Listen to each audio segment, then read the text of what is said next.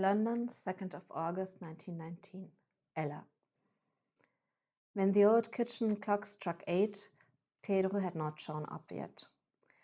Ella had nervously paced her room for the whole afternoon after having seen her parents off to the train they would take traveling to the continent. Her father had been exceptionally well-humored, telling her repeatedly not to worry about what to say. "It will work out just fine," he had said, and her mother had smiled as well. Somehow that had made Ella worry even more. But she had put on a brave face and wished them a lovely journey.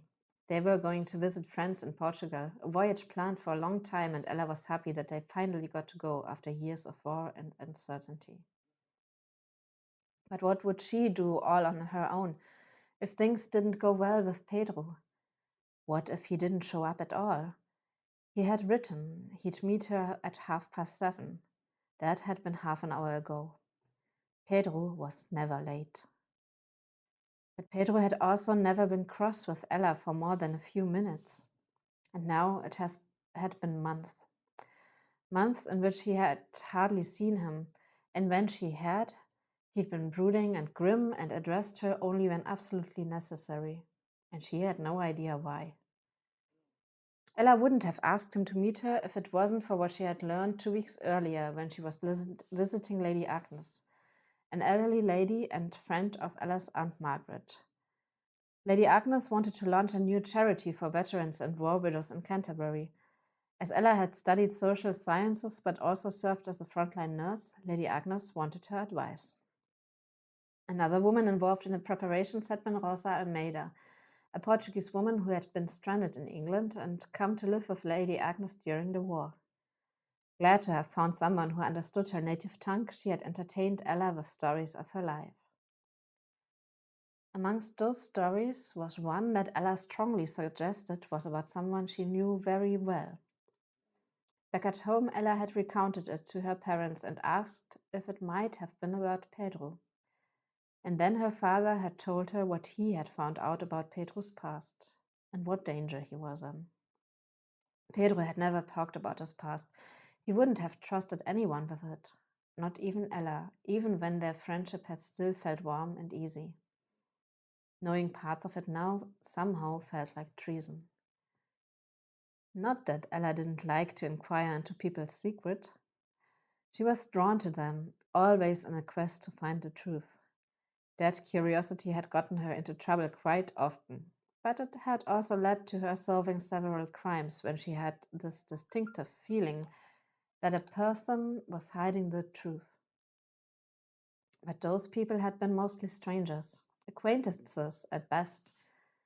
And Pedro was, well, Pedro.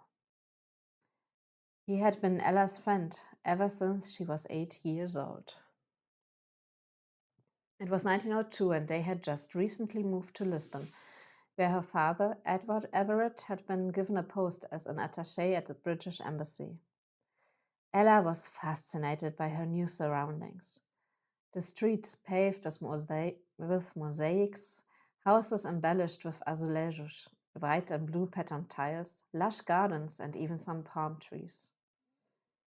Her governess was on the brink of resigning, as Ella did not accept in the least being shut inside reading and learning ladylike pursuits like embroidery and watercolors when there was so much to discover out of doors.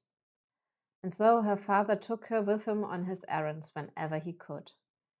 And she behaved because she knew she would have to stay at home otherwise.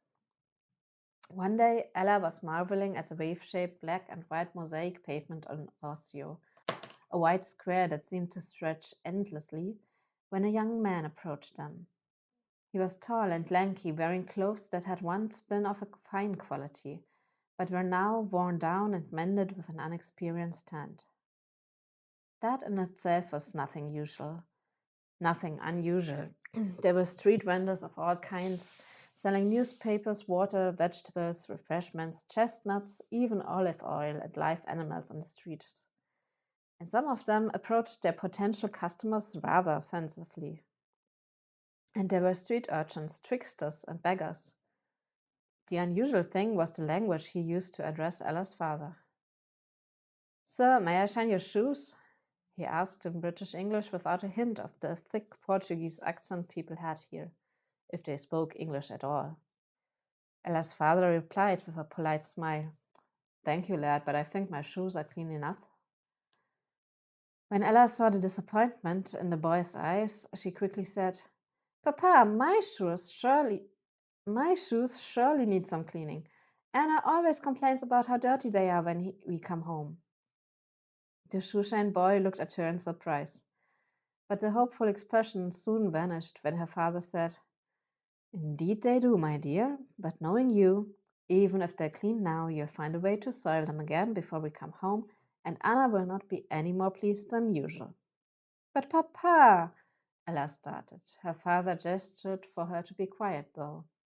He turned towards the young man and said, "I'm sorry, lad, no shoe shining business today. But tell me, how did you know which language to address us in?" "That was easy, sir, if you'll excuse my frankness. I couldn't help but notice your daughter excitedly pointing out what she likes about every part of the square in English," he replied, and then turned to Ella with a conspiratorial smile. "I must admit, miss, that you have quite the eye for detail. Did you know that this was the first square in Lisbon paved with these kinds of mosaics in 1848? They call it Calçada Portuguesa." Ella was impressed with his knowledge, and she would have liked to inquire more, but she also felt quite called out for making it so obvious to everyone that they were foreigners. "I'm sorry I made us stick out, Papa," she said, afraid to have done something wrong. "Nothing to be sorry about, my dear. We must stand out like a sore tooth here. That's no reason to keep quiet. But it sure is one to take your language lessons seriously." Ella nodded, feeling a little ashamed because more than once she had escaped the tutor engaged to teach her the basics of the language. Then her father turned to the young man again and asked, "So, is your Portuguese as good as your English is?" For a moment, the young man averted his gaze. Then he answered, "Well, sir, I do understand everything, and I hold myself quite well in conversation, but my reading and writing certainly lacks in practice." "How old are you, boy?" 15, sir." "Look, I can't offer you a quick penny right now, but if you're looking for a more permanent position, come to my residence tomorrow morning, 8 o'clock sharp." Ella's father held out a card to the boy, who took it with a wide smile. "Thank you, sir, I'll be there. Mr. Everett, Miss Everett." He tapped his cap and performed a small bow before he hurried away. And so Pedro had become part of the Everett household, first as a footman. But from the first day on, Ella had pestered him with questions, and after a month or so, she'd had her way, and he had been tasked with tutoring her instead. Later, her father had taken Pedro under his wing, trained and employed him for delicate diplomatic missions and intelligence gathering. And in the tumult of the 1910 revolution, instead of staying in Portugal, Pedro had decided to come back to Britain with the Everetts. There he had worked alongside Ella's father in the Foreign Office, while Ella had studied social sciences at the London School of Economics. And when in 1914 the war had broken out, Ella had become a frontline nurse, and Pedro had officially become a private soldier. What he had actually done during that time was another story altogether. Pedro had been Ella's friend, mentor, and confidant throughout all of these years, and he had become part of the family. Sometimes Ella thought her parents regarded him as the son they'd never had, fearing for her safety during the war as much as they feared for Ella's. But then the war had ended, and not long after that, Pedro had disappeared for a fortnight, and neither Ella nor her parents had known where he had gone. And when he'd come back, he had been different, grim and withdrawn. Instead of conversations filled with effortless banter, they now seemed to be filled with ticking minds, and Ella had no clue as how to avoid them. But maybe it was not only Pedro who had changed. Probably Ella was different as well. With the end of the war, the strong sense of purpose that had always driven her had vanished, and she felt tired, confused, and utterly uncertain of what she wanted to do with her life. What she knew with great certainty, though, was that she did not want to lose Pedro, which was why having to confront him with what she learned about his past felt like an unsurmountable task, even though her father had said everything would be all right. When the clock struck 8:15, Ella was certain that Pedro was still so cross with her that he didn't even want to take her out for dinner anymore. The growing anger in her chest was only overridden by worry. Even at his most angry, he would at least send a cancellation note. At 8:30, Ella knew she had to do something. She had already sat in the parlour for over an hour, fully dressed for an outing, and so she bid the housekeeper farewell and went to the public telephone on the corner of the square and rang her aunt Margaret. She told her about her worries, and Margaret concurred with her that something had to be done. She gave Ella the number and address of Pedro's London flat and of her father's club. Pedro was not at his flat, but the janitor said that his motor car was still on the street. He was not at the club. Then Ella rang through the various London hospitals, but he had not been brought into one of them either.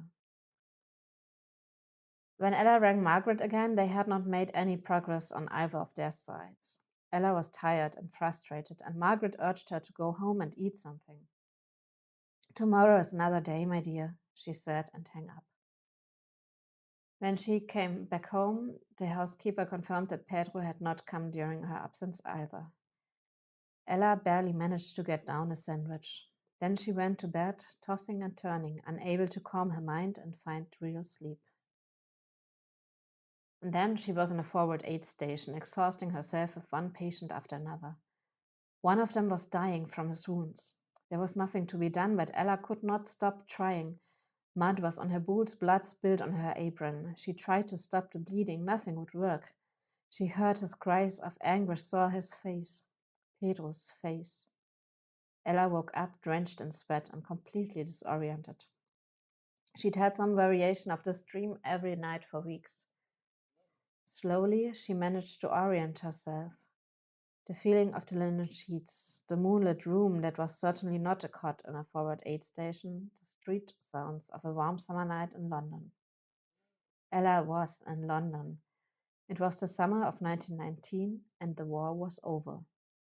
And Pedro had not come to take her out for dinner. Ella didn't go back to sleep after that.